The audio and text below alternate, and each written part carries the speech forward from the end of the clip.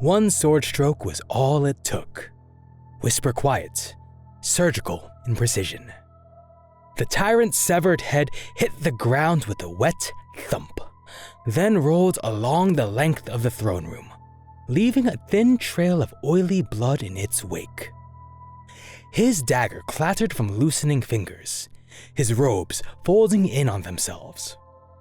The tyrant's body seemed to shrivel in death, coiling back on itself, as hard and fragile as a bird's pinions. The lion prodded the corpse with his boot, as if testing to see if any life remained. Alahos moved silently to his master's shoulder, ready for the next order. The candle still burned beneath the mosaics, though the flames were struggling now, the tapers running low. "Was it necessary to end him, Lord?" Alahos asked. The lion stirred from his thoughts. "As long as he remained alive, there would be danger." "Surely, and yet, we have added to the tally of worlds. We end one empire, we bring them another. Do not ask for more." Alahos nodded. "As you will it," he said, bowing. "But I will not be sorry to leave this world. The dust of it sticks in my throat, and I am glad that our battles here are over." Just as the words left his mouth, a heavy peal of Stormbird engines became audible, first from a distance, then coming closer and closer, until it felt like the gunships were right on top of them, and the walls would be shivered to their foundations. The lion picked up the tyrant's skull by its thin hair, then retreated to the throne dais. "No, Chapter Master," he said wearily. "I do not think they are." The doors on the far end of the chamber slammed open, booming through the linked rooms and gusting out the candle flames. Russ emerged, brooding with incipient menace. His wolves were with him, his warriors were with him, and they spilled into the tyrant's sanctum like beasts of the dark wood, stinking, their hackles up and radiating distilled aggression. All were armed and armored, their battle plates streaked with burn marks and war spoil, their weapons already crackling with energy. The Primarch of the 6th Legion carried his unsheathed chainsword, near the length of a mortal man and marked with runes of destruction. He stalked towards the throne, his totems, skulls and bound teeth and rune tiles, clanked and bounced from rain-gray armor. "My brother," Russ growled icily, his voice purring with naked threats. "Tell me, do the odds of Caliban mean nothing to you at all? Or do you think it's safe to jest with the wolves of Fenris, for whom the word of promise is held faster than the clutch of death?" Inarden's paladins instantly fell into a defensive cordon around their lord, but the lion gestured calmly for them to fall back. He waited for his brother to approach, the lion sword in one hand, the evidence of his kill in the other. Twists of acrid smoke rose from the charred stubs of candles. "You come too late, Leman," said the lion, his voice as proud and clear as always. "We could not wait forever." Russ was now halfway down the long aisle, his wolves padding at his side. His entourage was more than 70 strong, all bearing signs of long combat. Some were helmless, exposing tattooed, pierced faces. Others were masked by blood-stained vox grills. The warriors clanged their blades against shields as they stalked, swaying belligerently, a tide of raw disorder. The 50 Dark Angels ranged against them, stood silent in disciplined ranks, blades held at guard. "You swore it!" roared Russ, his chainsword swinging about him in a heavy, sinister rhythm. You came between the wolf and his prey. The lion laughed sourly. And it was simple to do. No wonder you prefer to fight alone. Russ closed in on his brother, his stride lengthening now, and the lion remained where he was, standing exposed before the empty throne. The chainsword growled and whirred in the dark, a smear of killing teeth circling a chassis marked with death runes. Then the Wolf King halted, just as he had done before his brother on the decks of the Invincible Reason. He glanced at the head of his enemy, the one he had sworn to take, then looked up at the lion. The lion was still and erect, his cloak dropping like water from his armored shoulders, his stance proud. Russ was stockier, bulkier, his stance tensed for an explosion of movement. The pattern of blood and filth across his helm made him look murderous. A white of the outer dark, a race memory of predatory excess. You should stand down now, brother, said the lion quietly. These theatrics serve no purpose. Russ laughed, a snagging, throaty rattle. Oh, what they do? He snarled darkly. We are the beasts of your old fears, my noble lord. We are the frenzy that haunts your dreams. We are the destroyers and the creators, the purest, the wildest, and you envy it, for you can never match it. There was something febrile in the air now, a kind of mania that hummed between them, flickering like the play of unnatural light. Brother, I could never envy you, said the lion. I have seen too much of the company you keep. Russ erupted into a howl of fury, swept up to the lion with a sudden surge of speed, and landed a huge, clenched fist into the heart of his brother's breastplate. The lion reeled backwards, sent slamming into the throne, and the tyrant's severed head flew from his grasp. Russ went after him, ready to strike again, but the lion pushed back to his feet, his blade whipping into position.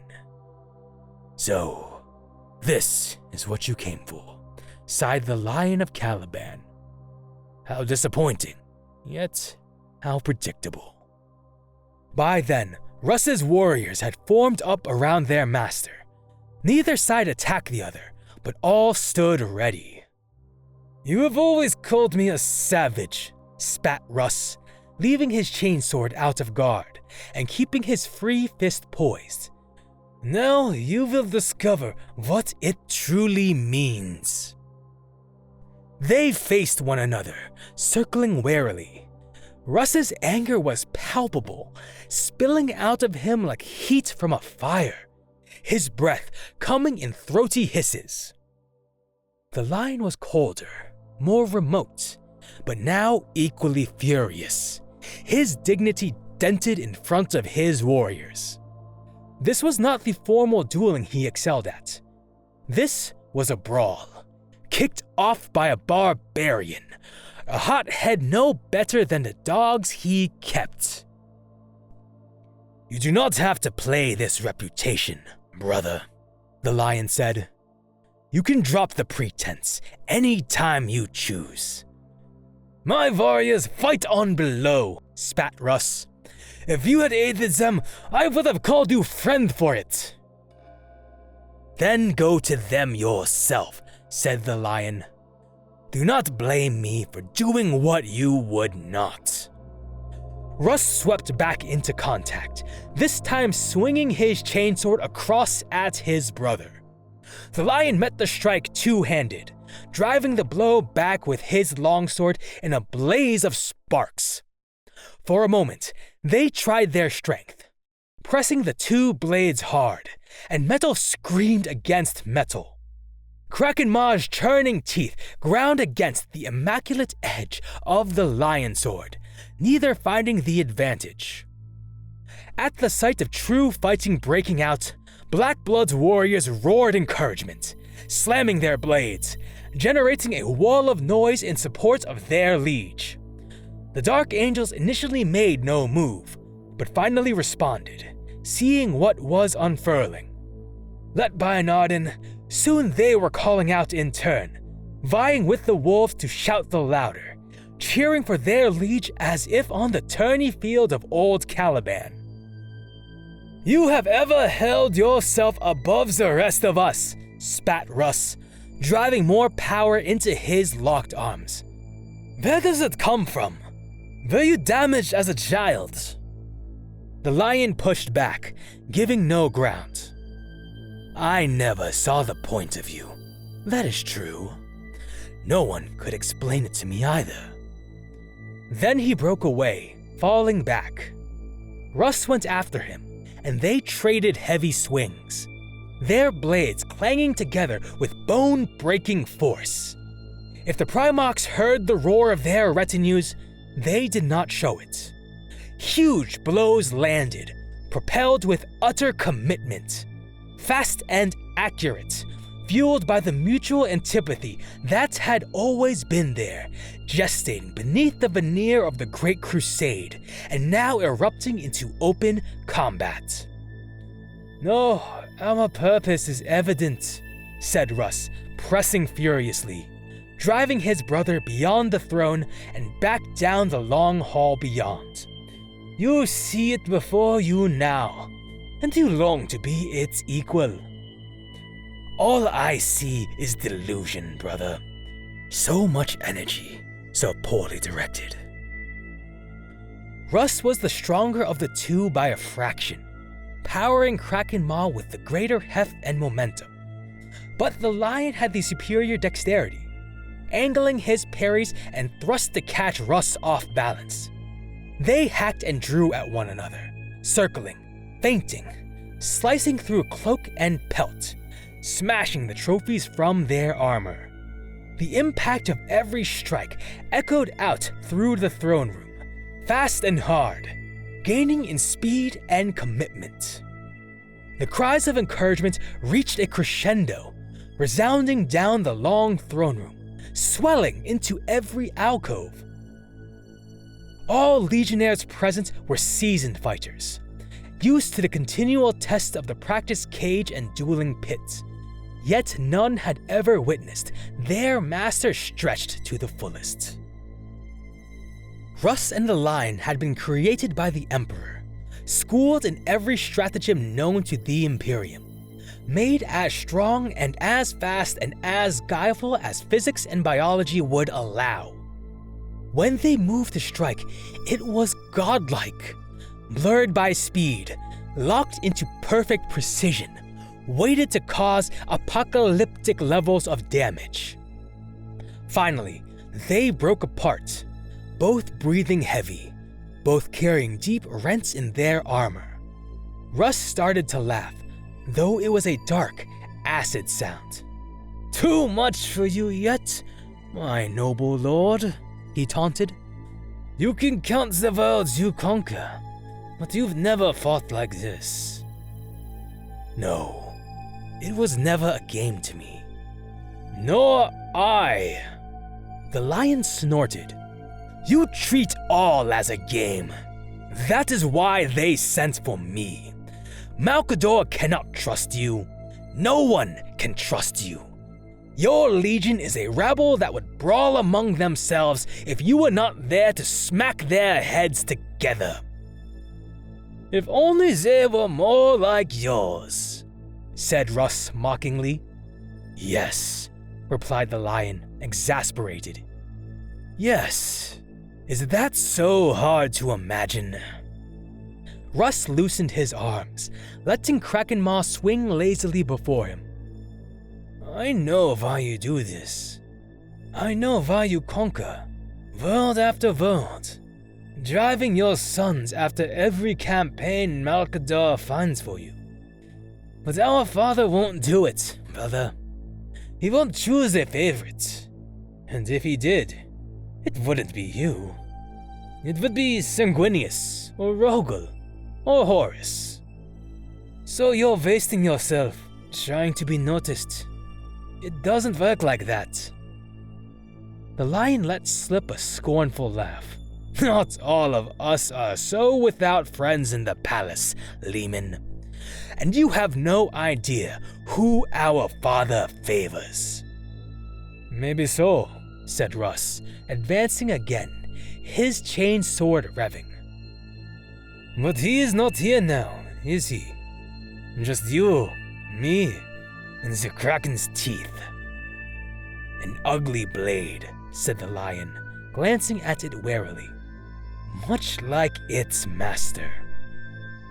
Russ piled in again, sweeping the chain blade low and aiming for his adversary's legs. But the lion sword slammed down to block, propelled two-handed and held fast.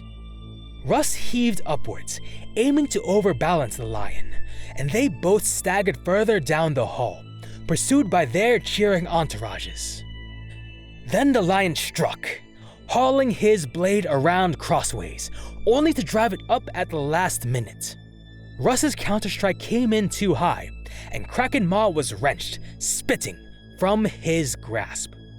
He reached out to pull it back, but the lion had already sent it clattering away, and it tumbled, end over end, forcing the paladins to leap clear. Perhaps the lion thought this might have been the end to it, for he never followed up with the strike that would surely have driven deep into Russ's exposed chest. But the Wolf King had other ideas. Snarling with rage, Russ barged headlong into his brother, turning his entire body into a weapon, smashing the lion back. The two of them careened into the nearest pillar, a column of pure stone a meter thick. The lion thudded into it, sending cracks rushing out. Russ punched him again, then again, his fists furious and speed-blurred, breaking his brother's fine helm and denting the angel's wings at its temples. The lion, reeling, swung his sword clumsily, but the blow was weak and did not bite. Russ grabbed him by the shoulders, and with a cry of rage and exertion, threw him bodily across the hall. The lion hit the ground hard, toppling onto his back and dragging along the stone flags. Russ turned to pursue him, still weaponless. Kraken Maw had been thrown a long way, and as he made to retrieve it, Alahos moved to bar his way. For a moment, the Primarch hesitated, stunned by the defiance. Then he gave up on his chainsword and ripped an axe from the Dark Angel's grasp, before sending Alahos sprawling with a backhanded blow that might easily have ripped the chapter master's head off. "This'll do," he snarled, racing back to his recovering brother. As the lion leapt back up, the two of them collided again, axe versus sword, now two weapons of the First Legion set against one another. The blows came in quicker, more frenzied, tearing away at ravaged armor and biting into flesh for the first time. Blood as thick as engine oil flecked across the stone flags, marking their progress along the full length of the hall and out towards the antechamber beyond. The watching legionnaires could only follow, captivated by the sustained violence of it. They fought. They fought with the conviction of brothers wronged, and of demigods roused to anger. "There is no place for you, Leman," cried the lion breathlessly, working to counter a new flurry of blows. "You will always be shunned, and you made this fate yourself. When this crusade is over, you will have nothing but your homeworld. Nothing but your empty mountain to brawl in. Is that what you wanted?" "I asked for nothing," said Russ. "Nothing but what I am. We were all made for a reason. At least we know what ours is. Ha! Some purposes were flawed. That you know. legions can be sanctioned, their lords held to account. Perhaps yours will be one of those. Do you think so, brother? If the day ever comes, I will not be astonished by it. Speak not of things you don't understand, boy, growled Russ. Gods, you are as ignorant as you are arrogant. The two Primarchs bludgeoned their way through a set of heavy doors, fighting all the while, leaving their pursuing warriors behind, barely conscious of their surroundings. Beyond the doorway was the open air, an observation platform built right at the pinnacle of the fortress for surveying the Tyrant's realm. As they burst into the open, the skies above them greeted with a low grind of thunder. Tortured by the heavy munitions loosed across the landscape below, the very air had become electric, thick with incipient rain and overborne by flame-lit cloud banks. They pulled apart again, panting heavily now, their shoulders lower. I fear for you, my brother, spat Russ. I see a time when your conquests are over, and then you will have to look at one another and see what you have become. I can see behind your mask, even if none on Terra can. We carry our curse in the daylight, free for all to see. Your poison is hidden, but it will come to light sooner or later. We do not all carry curses, said the lion. We were all made the same way, said Russ. How could we not? Far below them, the wide plains were streaked with lanes of fire, pocked by smears of soot-black smoke, testament to the volume of punishment meted out by the two combined legions. The citadels to the west were crumbling, reduced level by level by the Dark Angels.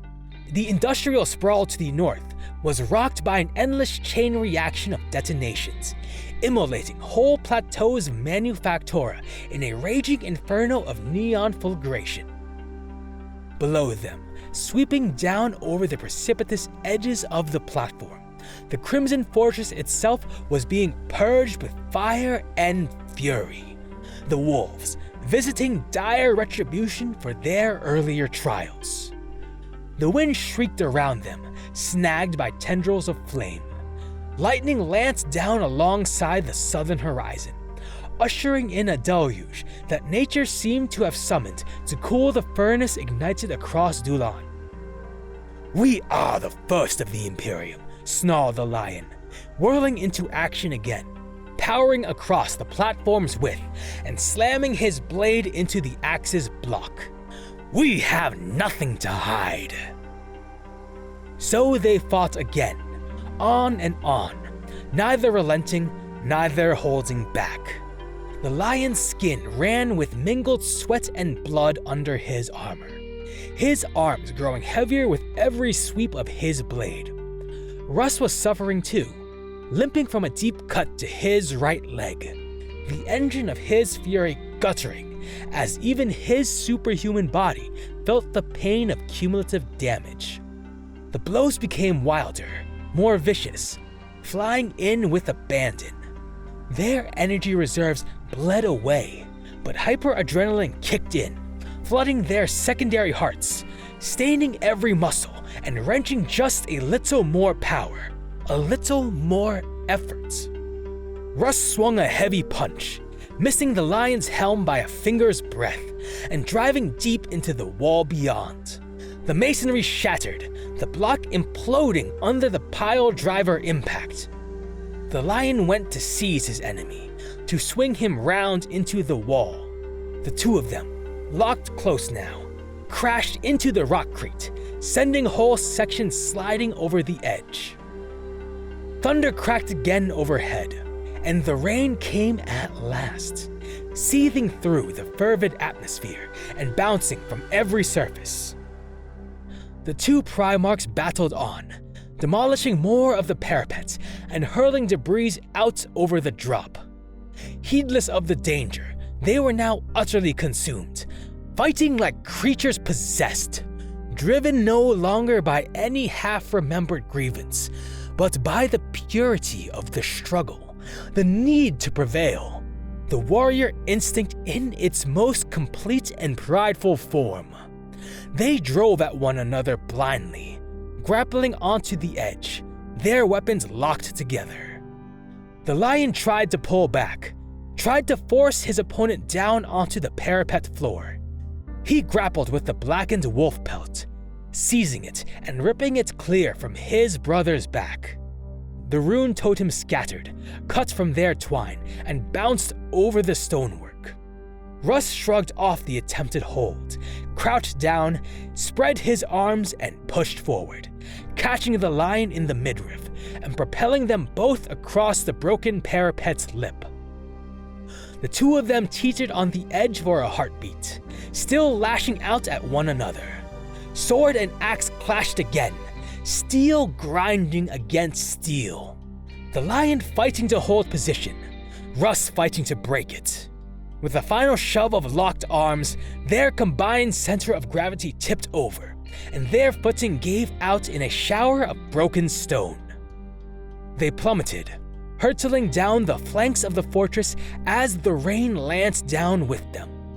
The outer walls of the Tyrant's redoubt sloped fractionally outwards as they dropped, and the Primarch slammed into it 50 meters down, gouging a long wound into the outer plating and driving deeper in. The lion's sword was lost, then the axe, both thrown clear by the impact and sent sailing out into the abyss. With a sickening smack, both Primarchs landed on a protruding balcony set further down. The stonework exploded as their combined weight rammed into it, and they plowed on through, only coming to a stop when they hit another rampart level below. Surrounded by a cataract of tumbling rubble, each Primarch got shakily back to his feet. Weaponless, but still compelled by blind fury, they charged at one another, their gauntlets clenched, punching out in a flurry of fresh blows. The rain sleeted down around them, sending blood-thickened rivulets coursing over their dented battle plates. They were still high up, having landed on one of the topmost parapets on the east-facing wall. Far below, the lower levels spread out, smoldering and broken, resounding to the muffled booms of mortar fire and the rumble of mobile armor. Russ swung, a blow wild with exhaustion, catching the lion on the temple and driving the curve of his helm in. The lion staggered, pulling back to evade the follow-up, before launching a bludgeoning strike of his own. They closed in again, tearing at one another, slipping in the rain and the filth that swilled around them.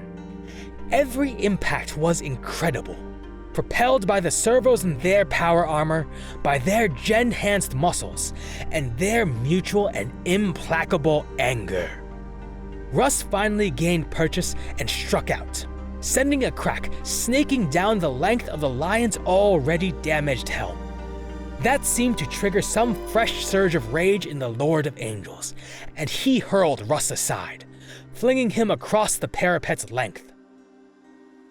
Russ snarled and powered back close, swatting away the lion's enervated punch and reaching out to smash his fist into the fissure he had opened. He missed by a fist's width and overbalanced, crashing into the floor and rolling onto his back. As he did so, the sky above them erupted into thunderous light, the clouds bursting from within as lightning leapt down from the heavens. The lion reeled away, panting hard, as bedraggled under the deluge as a Fenrisian dragon rat. For a moment, all Russ saw was the opportunity. That last impact had nearly taken his brother's helm clean off. He could leap to his feet, shove him back to the parapet's edge, press the advantage, and beat him down to his knees. Every part of his body was hot with agony. Bones had been fractured, many of them. His armor was ruined, his blade lost. The lion looked no better. His cloak hung about him in greasy tatters, and his shoulders were slumped. Russ heard the laughter begin as if from far away, and took a while to realize it was he himself that was making it. His chest started to shake, and the mirth rose up in his gorge, burgeoning fast as the absurdity of the situation became truly apparent. They had commenced the duel as warrior kings, superb and terrible, and had ended it as gutter brawlers, their finery smashed and their fury exhausted. "Why do you laugh?" slurred the lion, staggering towards him, his fists still balled. Russ struggled to right himself, wincing through his laughter as the pain spread across his ribs. "Hell's teeth, brother," he spat, blood speckling his vox grill. "What are we doing here?" The lion swayed, standing over him, drowned in the heavy rain. Lightning cracked down the fortress's long sides, stained red by the fires. "You yield?" asked the lion. Do I what?" "Do you yield?" By then, it was impossible to stop. The mirth became a torrent, as mighty as the cascades that now poured down the fortress's flanks.